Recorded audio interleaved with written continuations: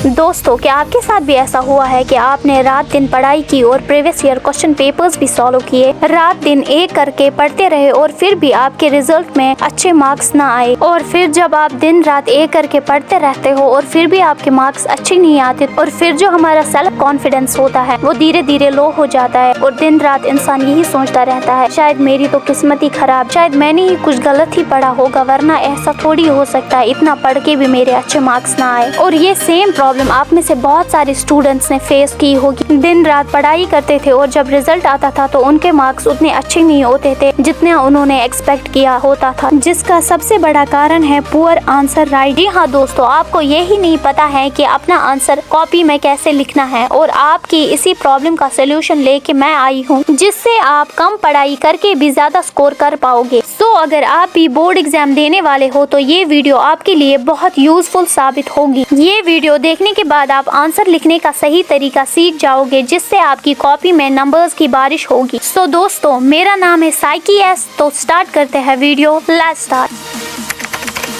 दोस्तों, अगर मैं आपको बोलूं कि दो स्टूडेंट्स हैं, एक ने पेपर सीक्वेंस में लिखा है और दूसरे ने रैंडमली जब दिल किया पहला क्वेश्चन लिख दिया, जब दिल किया 7th क्वेश्चन लिख दिया। अब एग्जामिनर को किसका पेपर चेक करने में आसानी होगी, पहले वाला स्टूडेंट जिसने सीक्वेंस में पेपर लिखा है या दूसरे वाला स्टूडेंट जिसने रैंडमली कोई भी क्वेश्चन लिख दिया है? ऑब्वियसली एग्जामिनर को उस स्टूडेंट का पेपर चेक करने में ज्यादा आसानी होगी जिसने सीक्वेंस में पेपर लिखा होगा। मानते हैं ऐसा कोई रूल नहीं है कि बच्चे को सीक्वेंस में ही पेपर लिखना पड़ेगा, लेकिन बच्चे का जो मन करे वो क्वेश्चन लिख सकता है। पर साइकोलॉजी नाम की भी कोई चीज होती है ना। सपोज करो टीचर का मूड बहुत खराब है और जैसे कि उसकी बीवी से उसकी लड़ाई हुई, और यहाँ से आप भी पेपर में बार बार सीक्वेंस तोड़ रहे हो, कभी पहला क्वेश्चन तो कभी 7th क्वेश्चन अटेम्प्ट करते हो, तो ऐसे में टीचर को बार बार पेज पलटना पड़ेगा, एग्जामिनर को डिस्कम्फर्ट होगा। तो इसलिए ट्राई करें कि आप सीक्वेंस ना तोड़े। अगर फिर भी सीक्वेंस मेंटेन नहीं हो पा रहा है तो आप 3 या 4 क्वेश्चंस में ऐसा कर सकते हैं, मगर ट्राई करें कि आप सीक्वेंस मेंटेन करें, सीक्वेंस के हिसाब से पेपर लिखें और जो क्वेश्चंस नहीं आते उनके लिए जगह छोड़े और फिर उनको बाद में लिखें।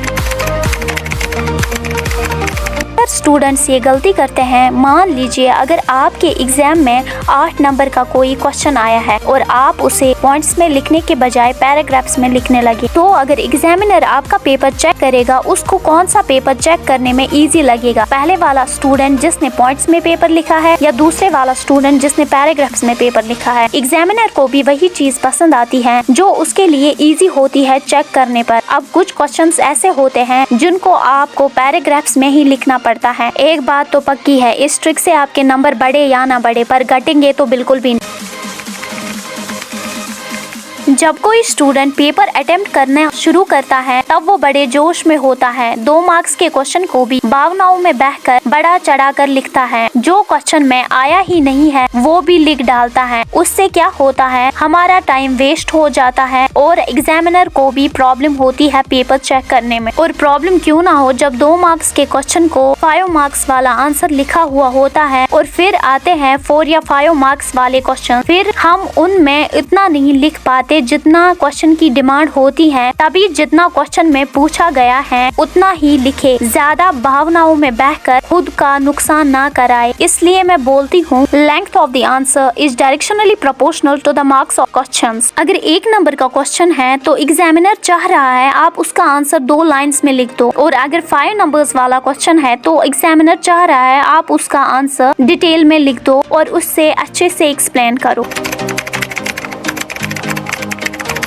दोस्तों, ये टिप आपको एग्जाम में अच्छे नंबर दिलाने में बहुत हेल्प करेगी। देखो, एग्जामिनर को जो बोर्ड की तरफ से आंसर शीट दी जाती है उसमें कुछ इम्पोर्टेंट कीवर्ड्स होते हैं जो एग्जामिनर आपके आंसर में ढूंढता है और फिर उसके अकॉर्डिंगली नंबर देता है। इसलिए जो भी इम्पोर्टेंट वर्ड्स आते हैं आपको आंसर लिखते वक्त उसको आप अंडरलाइन करें ताकि एग्जामिनर की नजर सीधे उन इम्पोर्टेंट पॉइंट्स पर पड़े और उसे आपका पूरा आंसर पढ़ना ही ना पड़े और वो आपका पेपर जल्दी से जल्दी चेक कर सके। अगर वो पूरा आंसर पढ़ेगा तो हो सकता है कि आपके मार्क्स कट जाए। अगर आपको लगे इस आंसर का मेन वर्ड यही है तो उसको अंडरलाइन करें, आपको नंबर इंक्रीज करने में बहुत हेल्प मिलेगी।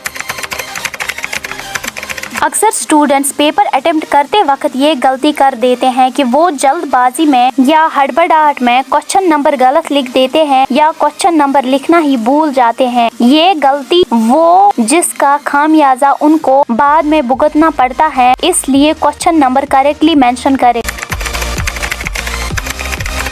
आपकी हैंडराइटिंग कितनी ही खराब क्यों ना हो, मगर अगर आप हर आंसर के बाद लाइन खींचते हो तो आपकी कॉपी सुंदर दिखती है और एग्जामिनर को भी आसानी होती है आपकी कॉपी चेक करने में और उनको पता चलता है ये क्वेश्चन का आंसर यहाँ खत्म होता है, आंसर मिक्सअप नहीं होता। ओवरऑल कॉपी बहुत सुंदर दिखती है और एग्जामिनर को भी आसानी होती है आपकी कॉपी चेक करने में।